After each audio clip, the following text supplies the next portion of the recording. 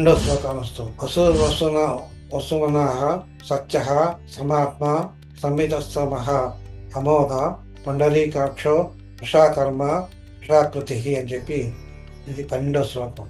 దీంట్లో 10 నామాలు ఉన్నాయన్నమాట. 10 నామాల్లో వసువు, వసుమన, సత్య, సమాత్మ, సంహిత, సమ, అమోఘ, పుండరీకాక్ష, వృషాకర్మ, వృషాకృతి అనేటువంటి ఈ 10 నామాలు ఉన్నాయి. ఈ 10 నామాల్లోనూ మనం ఫస్ట్ నామం వసువు అని చెప్పి ఒకటి నామం తీసుకున్నాం. ఈ వసువు అంటే నివసించేటువంటి వాడు, ఇక్కడ నివసిస్తున్నటువంటి వాడు, అందరిలోనూ నివసిస్తూ అందరిలోనూ కొలువై ఉంటూ చైతన్యం కలిగించేటువంటి వాడు ఎవరైతే ఉన్నారో ఆయన్ని వసువు అంటారు అనమాట. వసువు అని చెప్పి మనం అనవచ్చు. అంతటా వ్యాపించి ఉన్నటువంటి వాడు కనుక ఆయన్ని వసువు అని చెప్పి మనం అనవచ్చు. ఇంకో రకంగా చెప్పాలంటే దీని అర్థం ఏంటనమాట, మనలో ఏదైతే చైతన్యం కలుగుతుందో, మనం ఏదైనా ఒక పని చేయాలనుకోండి, ఆ పని చేయాలనుకున్నప్పుడు మనకి ఉత్సాహం కలగాలి, మనకి ప్లానింగ్ ఉంటాయి, అన్నీ ఉంటాయి. కానీ మనం ఆ పని చేయడానికి మనం చేయలేమన్నమాట.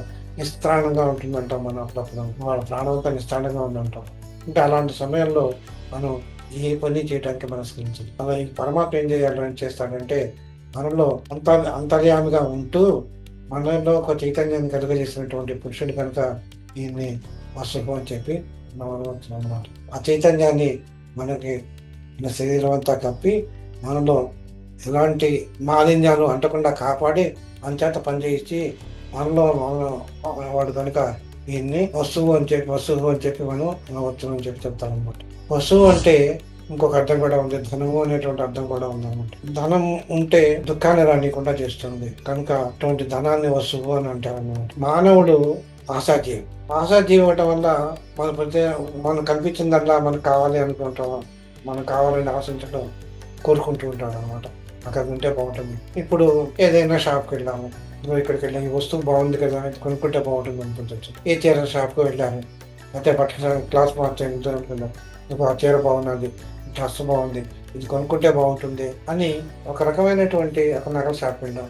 నగల షాప్ వెళ్తే ఈ ఆభరణం బాగుంది, నేను కొనుక్కుంటే బాగుంటుంది అని చెప్పి మనకి కొనాలి అంటే మనకి ఏం కావాలి, ధనం కావాలి. దాన్ని అటువంటి మనీని వస్తువు అంటారు అనమాట. దాన్ని ఇచ్చేటువంటి వాడు పరమాత్మ కనుక ఆయన్ని వస్తువు అని అంటారు. మనకి ఇష్టమైనటువంటి వస్తువు కొనుక్కున్నాం అనుకోండి, ఇక్కడికి ఏమవుతుంది అనమాట, అమ్మ ఇది కొనుక్కున్నాం కదా, మనకి హ్యాపీగా ఉంటుంది, మనశ్శాంతిగా. లేదనుకో అది మనసంతా అల్లకల్లోలంగా అయిపోతుంది అనమాట, అలజడి మొదలు పెడుతుంది. ఒక్కొక్కసారి ఏమవుతుందంటే దానివల్ల దుఃఖం కలుగుతుంది.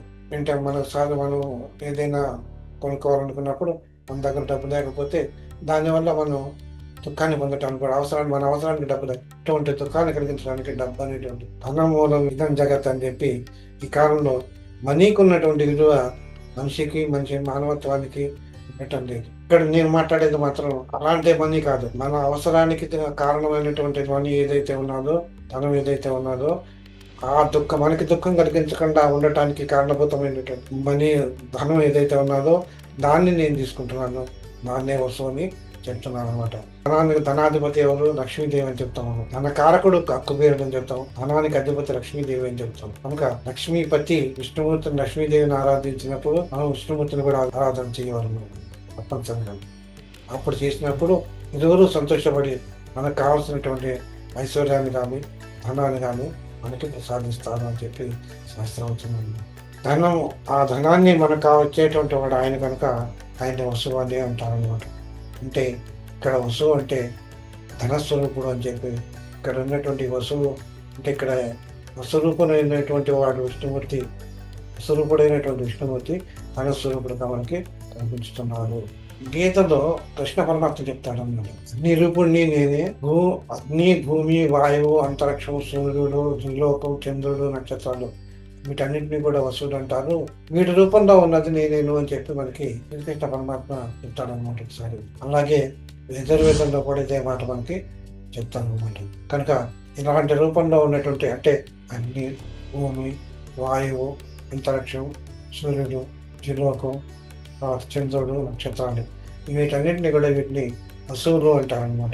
అన్ని చెప్పేటప్పుడు మనకి నారాయణ విభూతి అని చెప్పి మనకి గీతలో పేర్కొన్నారు. అష్ట వస్తువులు అనేటువంటి వాడు సంపదలకమైనటువంటి వాడు. ఆ అష్ట వస్తువులు అనేటువంటి వాడు కూడా అంటే విష్ణువు యొక్క ప్రసాదితంతో దీపించేటువంటి వారే వాళ్ళ పేర్లే తరుడు, రాహుడు, వచ్చుసుడు, శృంగుడు, ధనుడు, వాసుడు, సోముడు, నువ్వుడు. వీళ్ళని అష్టవస్తువులు అంటారు అనమాట. ప్రకృతిలో ఉండేటువంటి శక్తులన్నీ కూడా విష్ణువు యొక్క స్వరూపాలు కనుక చైతన్య క్షేత్రాలు. ప్రకృతి శక్తులు ఏవైతే వాటి యొక్క విశేషాలన్నీ కూడా ఈ వస్తువుల యొక్క కంట్రోల్ వల్ల విష్ణువు యొక్క చైతన్యంతో వీళ్ళందరూ కూడా ప్రకాశిస్తున్నారు కనుక విష్ణుమూర్తి మనం ఆ పరమాత్మలో వస్తువు అని చెప్పి మనం అనువచ్చు అని చెప్పి చెప్తాం అనమాట. ఇక్కడ అనేక రకాలైనటువంటి రూపాల్లో నారాయణుడు దర్శనమిస్తున్నాడు. వాటిల్లోనే అందరిలోనూ వర్తించి ఉండి సంపాదనిచ్చి ప్రకృతి నడిపించేటువంటి స్వామివాడు కనుక ఆయన గొప్ప మనస్తత్వం గలవాడు కనుక ఆయన ఏది ఆశించడు కనుక అటువంటి నారాయణ స్వరూపుడు ఎవరైతే ఉన్నారో ఆయన మనం వస్తువు అని చెప్పి మనం చెప్పవచ్చు అన్నమాట. పరమాత్మ స్వరూపం అంటే విష్ణు స్వరూపానికి ఒక లక్షణం మనం చెప్పుకున్నది.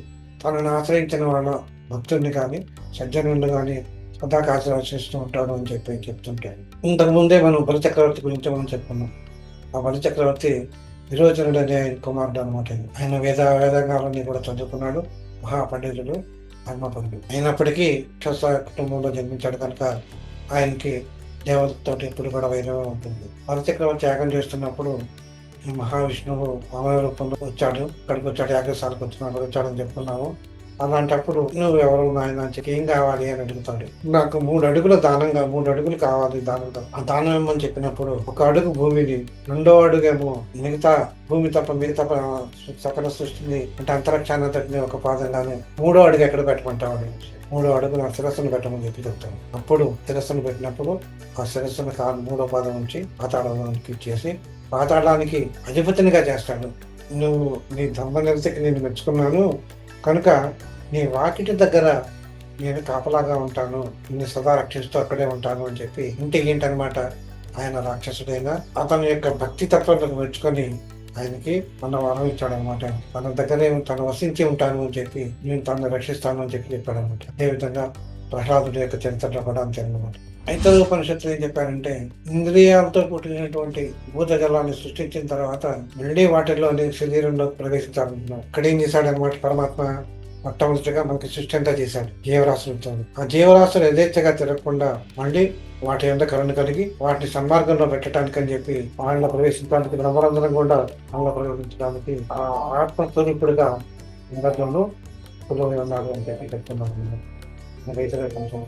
పరమాత్మ స్వరూపం పరమాత్మని ఎవరైతే భక్తితో కొలుస్తూ ఉంటారో శరణాగతి పొందినప్పుడు భక్తుల హృదయంలో ఆయన నివసిస్తూ వాళ్ళందరికీ కూడా రక్షిస్తూ ఉంటాడు కనుక ఆయన్ని వస్తువు అనటంలో ఏమాత్రము అతిశయక్తి లేదు అని చెప్పి ఈ నామవల్ల మనకు తెలుస్తుంది. దీంతో 104వ నామం పూర్తయింది అనమాట. 105వ నామం వస్తువన అనేటువంటి నామంతో నెక్స్ట్ ఉంది.